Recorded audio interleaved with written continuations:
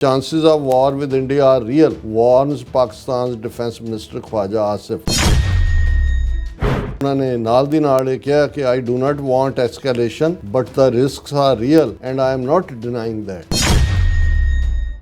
If it comes to war, God willing, we will achieve a better result than before.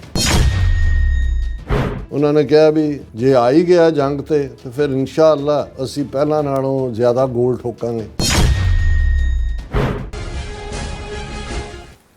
Viewers welcome back on program. Viewers गलबात करन जा रहे हैं कि पाकिस्तान ਦੇ डिफेंस मिनिस्टर ਖਵਾਜਾ ਆਸਿਫ ਨੇ ਕਿਹਾ ਇੱਕ ਟੀਵੀ ਚੈਨਲ ਨੂੰ ਇੰਟਰਵਿਊ ਦਿੰਦਿਆਂ ਕਿਹਾ ਹੈ ਕਿ ਭਾਰਤ ਨਾਲ ਜੰਗ ਦੀਆਂ ਬਹੁਤ ਸੰਭਾਵਨਾਵਾਂ ਨੇ, ਸੋ ਇਹ ਅਸਲੀ ਖਤਰਾ ਹੈ, ਪਰ ਅਸੀਂ ਭਾਰਤ ਨੂੰ ਉਹ ਸਬਕ ਸਿਖਾਵਾਂਗੇ ਜਿਹੜਾ ਇਹਨਾਂ ਦੀਆਂ ਪੁਸ਼ਤਾਂ ਵੀ ਯਾਦ ਰੱਖਣਗੀਆਂ. ਸੋ ਇਸ ਬਾਰੇ ਆਪਾਂ ਗੱਲਬਾਤ ਕਰਨ ਜਾ ਰਹੇ ਹਾਂ. ਸੋ ਅਸੀਂ ਚਾਹਾਂਗੇ ਕਿ ਤੁਸੀਂ ਇਸੇ ਤਰ੍ਹਾਂ ਬਣੇ ਰਹਿਣਾ. ਦੇਖਣ ਸੁਣਨ ਲਈ ਲਿਖਣ ਲਈ ਤੁਹਾਡਾ ਸਭ ਦਾ ਬਹੁਤ ਬਹੁਤ ਸ਼ੁਕਰੀਆ. ਜੀ ਰਾਜ ਸਾਹਿਬ ਕੀ ਕਹਿਣਾ ਚਾਹੋਗੇ? ਦੇਖੋ ਸਾਡਾ ਜਿਹੜਾ ਨਜ਼ਰੀਆ ਉਸ ਖਿੱਤੇ ਬਾਰੇ ਉਸ ਨੂੰ ਜਿਹੜੇ ਵੀ ਨਿਰਪੱਖ ਤੌਰ 'ਤੇ ਸਾਰੀ ਹਾਲਤ ਨੂੰ ਸਮਝਦੇ ਨੇ ਉਹ ਐਪਰੀਸ਼ੀਏਟ ਕਰਦੇ ਨੇ.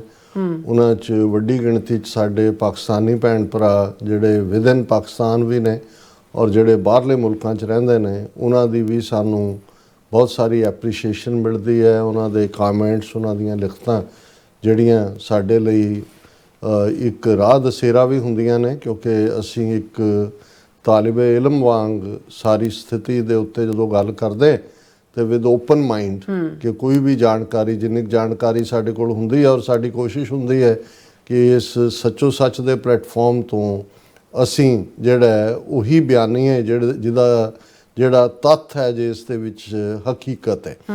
ਹੁਣ ਇਹਦੇ 'ਚ ਕੋਈ ਸ਼ੱਕ ਨਹੀਂ ਹੈ ਕਿ ਜਿਹੜਾ ਸੋ ਕਾਲਡ ਇਹਨਾਂ ਦਾ ਆਪਰੇਸ਼ਨ ਸੰਦੂਰ ਜਿਹੜਾ ਇਹਨਾਂ ਨੇ ਪਹਿਲਗਾਮ 22 ਅਪ੍ਰੈਲ ਦੇ ਫਾਲਸ ਫਲੈਗ ਆਪਰੇਸ਼ਨ ਦੀ ਆੜ ਦੇ ਵਿੱਚ 7, 8, 9, 10 ਮਈ ਨੂੰ ਪਾਕਿਸਤਾਨ ਨੂੰ ਸਬਕ ਸਿਖਾਉਣ ਦੇ ਨਾਂ ਥੱਲੇ ਕੀਤਾ, ਅਸਲ 'ਚ ਉਹ ਜਿਹੜਾ ਉਲਟਾ ਪੈ ਗਿਆ.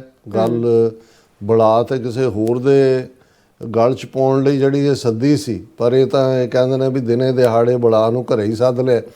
ਨਤੀਜਾ ਇਹਨਾਂ 4 ਦਿਨ ਦੇ ਮਿਸਾਈਲ ਡਰੋਨ ਟਕਰਾਅ ਨੇ ਭਾਰਤ ਨੂੰ ਬਿਲਕੁਲ ਨੋਜ਼ ਡਾਈਵ, ਉਹਨਾਂ ਦੀ ਏਅਰ ਫੋਰਸ, ਉਹਨਾਂ ਦਾ ਓਵਰਆਲ ਸਾਰਾ ਪਾਰਟ, ਉਹਨਾਂ ਦਾ ਨੱਕ ਰਗੜਾ ਦਿੱਤਾ. ਇਕੱਲਾ ਡਾਈਵ ਹੀ ਨੋਜ਼ ਨਹੀਂ ਵੱਜੀ, ਨੱਕ ਜ਼ਮੀਨ ਦੇ ਉੱਤੇ ਟਿਕਿਆ ਔਰ ਫਿਰ ਜਿਹੜਾ ਉਹ ਰਗੜਿਆ ਗਿਆ ਬਾਰ-ਬਾਰ.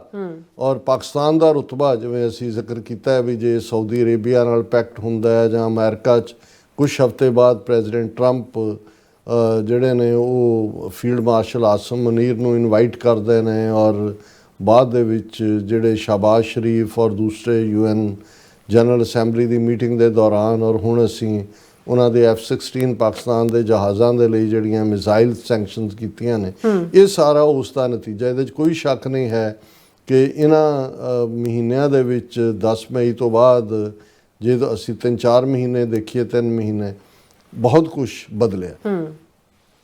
ਇਹ ਠੀਕ ਹੈ ਵੀ ਜਦੋਂ ਇਹ ਵੀ ਇੱਕ ਤਬਕਾ ਉਹ ਹੈ ਜਿਹੜਾ ਪਾਕਿਸਤਾਨ ਨਾਲ ਜਿਹੜਾ ਭਾਰਤ ਦੀ ਭਵਿੱਖ ਦੀ ਜਾਂ ਮੁਸਤਕਬਲ ਦੀ ਜੰਗ ਦੀ ਗੱਲ ਹੁੰਦੀ ਹੈ ਤਾਂ ਉਹ ਇਹ ਕਹਿੰਦੇ ਨੇ ਜੀ ਜਿਹੜੇ ਉਹਨਾਂ ਦੇ ਬਿਆਨ ਨੇ, ਉਹਨਾਂ ਦੇ ਰਾਜਨਾਥ ਸਿੰਘ ਨੇ ਕੀ ਕਿਹਾ ਜਾਂ ਫੌਜੀ ਮੁਖੀ ਉਪੇਂਦਰ ਦਵੇਦੀ ਨੇ ਕੀ ਕਿਹਾ, ਇਹਨੂੰ ਡੋਮੈਸਟਿਕ ਕੰਜ਼ੰਪਸ਼ਨ ਦੇ ਦਾਇਰੇ 'ਚ ਹੀ ਦੇਖਣਾ ਚਾਹੀਦਾ ਹੈ ਕਿ ਜੀ ਬਿਹਾਰ ਦੀਆਂ ਚੋਣਾਂ ਨੇ ਆਪਣੀ ਲੋਕਾਂ ਦਾ ਮੋਰਾਲ ਡਿੱਗਿਆ ਹੈ, ਰੁਪਈਆ ਨਾਚ ਕਰ ਰਿਹਾ ਹੈ, ਸੋਨੇ ਦਾ ਭਾਅ ਜਿਹੜਾ ਹੈ 1,25,000 ਰੁਪਈਆ ਜਿਹੜਾ ਉਹ 10 ਗ੍ਰਾਮ ਦਾ ਹੋ ਗਿਆ.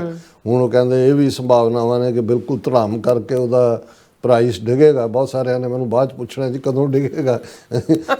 ਲੇਕਿਨ ਮੈਂ ਇਹ ਕਹਿ ਰਿਹਾ ਮੈਂ ਇੰਨੀ ਅਨਸਰਟਨਟੀ ਕਿ ਉਹਨਾਂ ਦੇ ਆਪਣੇ ਬੈਂਕ ਵੀ ਸੋਨਾ ਖਰੀਦ ਰਹੇ ਨੇ. ਪਹਿਲਾਂ ਤਾਂ ਰੌਲਾ ਪਾ ਰਹੇ ਸੀ ਡਾਲਰ ਡਿੱਗ ਗਿਆ, ਡਾਲਰ ਤਾਂ ਅੱਪ ਜਾ ਰਿਹਾ. ਸੋ ਇਹਨਾਂ ਸਾਰਿਆਂ ਦੇ ਚੱਲਦੇ ਆ ਜਿਹੜਾ ਬਿਆਨਬਾਜ਼ੀਆਂ ਨੇ ਉਹਨਾਂ ਨੂੰ ਜਿਵੇਂ ਰਾਜਨਾਥ ਸਿੰਘ ਨੇ ਉੱਥੇ ਜਾ ਕੇ ਸਰ ਕ੍ਰੀਕ ਦੇ ਵਿੱਚ ਕਿਹਾ ਕਿ ਜੀ ਅਸੀਂ ਪਾਕਿਸਤਾਨ ਨੂੰ ਜਿਹੜਾ ਹੈ ਉਹ ਭੂਗੋਲ ਤੋਂ ਮਿਟਾ ਦਿਆਂਗੇ, ਤੇ ਉਪੇਂਦਰ ਦਵੇਦੀ ਜਿਹੜਾ ਇੱਕ ਕਦਮ ਅੱਗੇ ਗਿਆ ਉਹਨੇ ਕਿਹਾ ਜੀ ਅਸੀਂ ਹਿਸਟਰੀ ਤੇ ਭੂਗੋਲ ਦੋਨਾਂ ਤੋਂ ਹੀ ਮਿਟਾ ਦਿਆਂਗੇ, ਬੱਲੇ ਹੋ ਤੁਹਾਡੇ.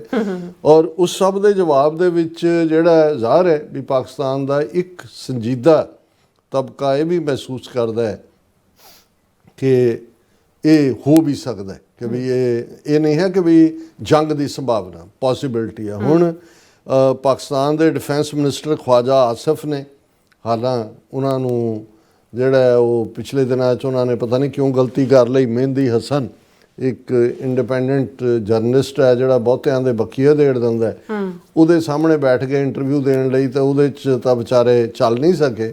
ਲੇਕਿਨ ਇਹਦੇ 'ਚ ਕੋਈ ਸ਼ੱਕ ਨਹੀਂ ਹੈ ਕਿ ਜਦੋਂ ਤੁਸੀਂ ਆਪਣੇ ਦਾਇਰਾ ਕਾਰ 'ਚ ਬੈਠੇ ਹੁੰਦੇ ਹੋ ਜਾਂ ਆਪਣੇ ਜਿਹੜਾ ਐਂਕਰਸ ਦੇ ਨਾਲ, ਫਰੈਂਡਲੀ ਐਂਕਰਸ ਦੇ ਨਾਲ, ਫਿਰ ਤੁਸੀਂ ਐਟ ਈਜ਼ ਗੱਲ ਵੀ ਕਰਦੇ ਹੋ। ਔਰ ਜ਼ਾਹਰ ਹੈ ਕਿ ਉਹਨਾਂ ਨੇ ਸਮਾਂ ਟੀਵੀ ਦੇ ਉੱਤੇ ਜਿਹੜਾ ਇੱਕ ਇੰਟਰਵਿਊ ਬੀਤੇ ਕੱਲ੍ਹ ਹੀ ਉਹਨਾਂ ਦਾ ਹੋਇਆ, ਜਿਹਨੂੰ ਲੈ ਕੇ ਅੱਜ ਭਾਰਤ ਦੇ ਮੀਡੀਆ ਦੇ ਵਿੱਚ ਪੂਰਾ ਜਿਹੜਾ ਉਹ ਹਲ, ਜਿਹਨੂੰ ਪੰਜਾਬੀ 'ਚ ਕਹਿੰਦਾ ਲਾਲਾ ਲਾਲਾ ਲਾਲਾ ਹੋਈ ਹੈ। ਹੁਣ ਉਹ ਲਾਲਾ ਲਾਲਾ ਕੀ ਹੈ, ਕਿਉਂਕਿ ਉਹਦੇ 'ਚ ਜਿਹੜਾ ਐਂਕਰ ਹੈ ਉਹ ਵੀ ਬੜਾ ਪ੍ਰੋਫੈਸ਼ਨਲ ਮੰਜਿਆ ਹੋਇਆ ਹੈ। ਉਹ ਸਵਾਲ ਬੜੇ ਪੋਲੇ ਪੋਲੇ ਕਰ ਰਿਹਾ, ਦੋਸਤਾਨਾ ਅੰਦਾਜ਼ ਦੇ ਵਿੱਚ ਹੀ। ਹੋਰ ਮਹਿੰਦੀ ਹਸਨ ਤਾਂ ਨਹੀਂ ਸਾਹਮਣੇ ਬੈਠਾ, ਲੇਕਿਨ ਉਸ ਦੇ ਵਿੱਚ ਜਿਹੜੀਆਂ ਗੱਲਾਂ ਜਿਹੜੀਆਂ ਨੇ ਉਹਨਾਂ ਨੇ ਖਵਾਜਾ ਆਸਫ ਸਾਹਿਬ ਨੇ ਕਹੀਆਂ, ਉਹਨਾਂ ਨੇ ਭਾਰਤ ਦੇ ਵਿੱਚ ਹੈਡਲਾਈਨਸ ਬਣਾ ਦਿੱਤੀਆਂ। ਔਰ ਜਿਵੇਂ ਇਹਨਾਂ ਦੀ PTI press trust of India ਦੀ ਆਫੀਸ਼ੀਅਲ ਨਿਊਜ਼, ਉਹਨਾਂ ਨੇ ਕਿਹਾ chances of war with India are real, warns Pakistan defence minister Khawaja Asif. ਔਰ ਉਹਨਾਂ ਨੇ ਕਿਹਾ ਵੀ ਆਰਮਡ ਕਨਫਰੰਟੇਸ਼ਨ ਦੀ ਥ੍ਰੈਟ ਭਾਰਤ ਵੱਲੋਂ ਹੈਗੀ ਹੈ, ਔਰ ਪਾਕਿਸਤਾਨ ਜਿਹੜਾ ਉਹ ਪੂਰਾ ਔਨ ਦਾ ਗਾਰਡ ਹੈ, ਔਰ ਅਸੀਂ ਇਸ ਸਿਚੁਏਸ਼ਨ ਨੂੰ ਜਿਹੜਾ ਉਹ ਨੇੜਿਓਂ ਦੇਖ ਰਹੇ ਹਾਂ। ਔਰ ਜਿਹੜੇ ਐਗਜ਼ੈਕਟ ਲਫ਼ਜ਼ ਜਦੋਂ ਉਹਨਾਂ ਦੇ ਨੇ, ਕਿਉਂਕਿ ਉਰਦੂ 'ਚ ਇੰਟਰਵਿਊ ਸੀ ਔਰ ਅੰਗਰੇਜ਼ੀ 'ਚ ਬਣਦੇ ਨੇ, ਕਿ ਉਹਦੇ 'ਚ ਉਹਨਾਂ ਨੇ ਕਿਹਾ ਕਿ chances of war with India are real. ਕਿਉਂਕਿ ਉਹ ਪੁੱਛ ਰਿਹਾ ਕਿ ਵੀ ਕੀ ਇਹ ਐਵੇਂ ਗਿੱਦੜ ਪਪਕੀਆਂ ਨੇ, ਜਾਂ ਉਹ ਕਹਿੰਦੇ ਨਹੀਂ, ਇਹਦੇ ਚਾਂਸਿਸ ਰੀਅਲ ਨੇ।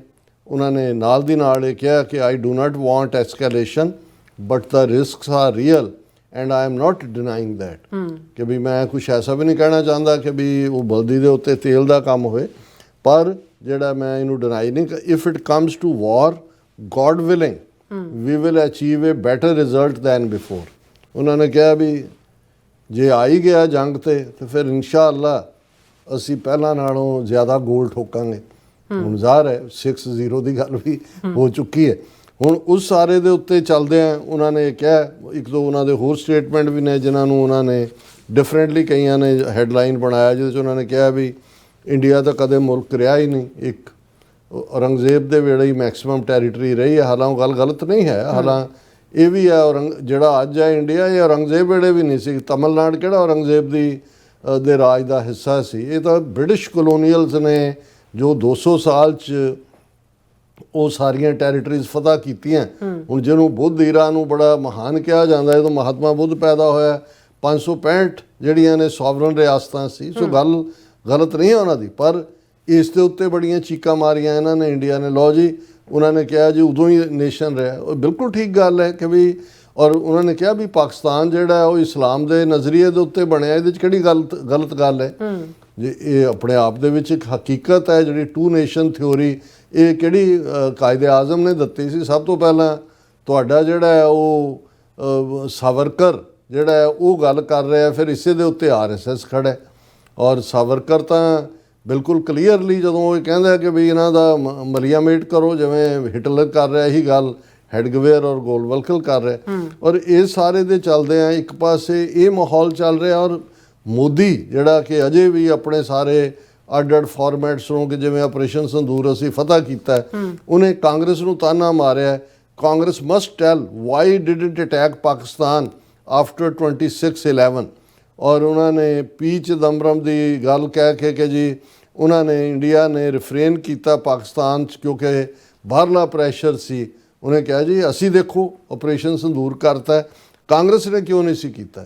ਹੁਣ ਮਤਲਬ ਇਹ ਜਿਹੜਾ ਜਿਹਨੂੰ ਇਹ ਅਸੀਂ ਕਹੀਏ ਕਿ ਵਾਰ ਫੀਵਰ, ਇੰਡੀਆ ਇੰਨਾ ਕੁ ਉਸ ਨੂੰ ਉੱਪਰ ਲਿਜਾ ਰਿਹਾ ਹੈ ਕਿ ਮੁੜ ਕੇ ਹਾਲ ਇਹ ਹੋਣਾ ਵੀ ਜਿਵੇਂ ਇਹਨਾਂ ਨੇ ਪਾਕਿਸਤਾਨ 'ਤੇ ਹਮਲਾ ਕਰਨ ਤੋਂ ਪਹਿਲਾਂ ਜਿਹੜਾ ਉਹ ਕੀਤਾ, ਫਿਰ ਸਡਨਲੀ 10 ਮਈ ਨੂੰ ਜਦੋਂ ਸੀਜ਼ਫਾਇਰ ਕੀਤਾ, ਤੇ ਇਹਨਾਂ ਦਾ ਫੋਰਨ ਸੈਕਟਰੀ ਵਿਕਰਮ ਮਿਸ਼ਰੀ, ਉਸ ਨੂੰ ਇੰਨੀਆਂ ਉਹਨਾਂ ਨੇ ਜਿਹੜਾ ਸੋਸ਼ਲ ਮੀਡੀਆ ਦੇ ਉੱਤੇ ਗਾਲੀ ਗਲੋਚ ਕੀਤਾ ਕਿ ਉਹ ਆਪਣਾ ਅਕਾਊਂਟ ਬੰਦ ਕਰਕੇ ਭੱਜ ਗਿਆ ਸੀ। ਔਰ ਇਹੀ ਉਹਨਾਂ ਨੂੰ ਹੁਣ ਪੁੱਛ ਰਹੇ ਨੇ ਜਿਹੜੇ ਜੈਨੂਇਨ ਲੋਕ ਨੇ ਵੀ ਜੇ ਤੁਸੀਂ ਇਹ ਕਹਿੰਦੇ ਹੋ ਕਿ ਜੀ ਟਰੰਪ ਨੇ ਦੇ ਕਹਿਣ 'ਤੇ ਨਹੀਂ ਹੋਇਆ ਸੀਜ਼ਫਾਇਰ, ਤੇ ਸਡਨਲੀ ਤੁਸੀਂ ਜਿੱਤ ਰਹੇ ਸੀ, ਤੁਸੀਂ ਉਹਨਾਂ ਦੇ ਰਡਾਰ, ਉਹਨਾਂ ਦੇ ਸਟੇਸ਼ਨ, ਉਹਨਾਂ ਦੇ ਫਲਾਣੇ ਉਹਨਾਂ ਦੇ ਟੈਰਰਿਸਟ ਕੈਂਪ ਡਿਸਟਰੋਏ ਕਰਤੇ ਸੀ, ਫਿਰ ਤੁਸੀਂ ਸਡਨਲੀ ਸੀਜ਼ਫਾਇਰ ਕਿਉਂ ਕੀਤਾ? ਔਰ ਇਹੀ ਗੱਲ ਵਿਕਰਮ ਮਿਸ਼ਰੀ ਨੂੰ ਜਦੋਂ ਲੋਕਾਂ ਨੇ ਗਾਲੀ ਗਲੋਚ ਕੀਤਾ ਕਿ ਹੁਣ ਇਹ ਹੁੰਦਾ ਹੈ ਵੀ ਜਦੋਂ ਤੁਸੀਂ ਇੱਕ ਵਾਰ ਕੋਈ ਚੀਜ਼ ਦਾ ਟੈਂਪਰੇਚਰ ਰੇਜ਼ ਕਰ ਦਿੰਦੇ ਹੋ, ਜਿਹਨਾਂ ਲੋਕਾਂ ਦੇ ਅੰਦਰ ਤੁਸੀਂ ਭੜਕਾਊ ਭਾਵਨਾਵਾਂ ਭਰਦੇ ਹੋ, ਅਲਟੀਮੇਟਲੀ ਫਿਰ ਉਹਦੀ ਗੌਜ਼ ਜੇ ਉਹ ਡਿਲੀਵਰ ਨਾ ਕਰ ਪਾਓ ਤੁਸੀਂ, ਤੇ ਉਹ ਤੁਹਾਡੇ ਤੇ ਹੀ ਆ ਕੇ ਡਿੱਗਦੀ ਹੈ। ਔਰ ਇਸ ਵੇਲੇ ਠੀਕ ਕਿਹਾ, ਮੈਂ ਸਮਝਦਾ ਕਿ ਡਿਫੈਂਸ ਮਿਨਿਸਟਰ ਖਵਾਜਾ ਆਸਿਫ ਜਿਹੜੇ ਨੇ ਉਹਨਾਂ ਦਾ ਇਹ ਕਥਨ ਠੀਕ ਹੈ ਕਿ ਇਹ ਮਹਿਜ਼ ਗਿੱਦੜ ਭਬਕੀਆਂ ਨਹੀਂ, ਇਸ ਤੋਂ ਕੁਛ ਜ਼ਿਆਦਾ ਲੱਗਦਾ ਹੈ। ਕੱਲ੍ਹ ਨੂੰ ਪੁੱਲ ਬੈਕ ਕਰ ਲੈਣ ਆਪਣੀ ਪਲਾਨ ਨੂੰ, ਪਰ ਇਸ ਵੇਲੇ ਜਿਸ ਕਦਰ ਉਹਨਾਂ ਦੀ ਡਿਫੀਟ ਹੈ, ਜਿਸ ਕਦਰ ਉਹਨਾਂ ਦਾ ਕਿਸੇ ਨੂੰ ਮੂੰਹ ਦਿਖਾਉਣ ਜੋਗੇ ਨਹੀਂ, ਇੰਟਰਨੈਸ਼ਨਲ ਕਲੈਪਸ ਹੋਇਆ ਸਾਰੇ ਪਾਸਿਓਂ। ਸੋ ਇਹ ਜਿਹੜਾ ਇਸ ਕਿਸਮ ਦਾ ਜਿਹੜਾ ਪਾਰਟ ਹੈ, ਇਹ ਸਿਰਫ ਖਿਸਿਆਨੀ ਬਿੱਲੀ ਖੰਭਾ ਨੋਚੇ ਤੱਕ ਗੱਲ ਨਹੀਂ ਰਹਿ ਸਕਦੀ, ਇਸ ਤੋਂ ਬਿਯੋਂਡ ਵੀ ਜਾ ਸਕਦੀ। ਬਿਲਕੁਲ ਰਾਸਾ, ਤੁਹਾਡਾ ਬਹੁਤ ਬਹੁਤ ਧੰਨਵਾਦ। ਸੋ ਥਲੇ ਨੇ ਬ੍ਰੇਕ। ਵੀਅਰਸ, ਤੁਸੀਂ ਕਿਤੇ ਨਹੀਂ ਜਾਣਾ, ਮਿਲਦੇ ਹਾਂ ਛੋਟੇ ਜਿਹੇ ਵਕਫੇ ਤੋਂ ਬਾਅਦ।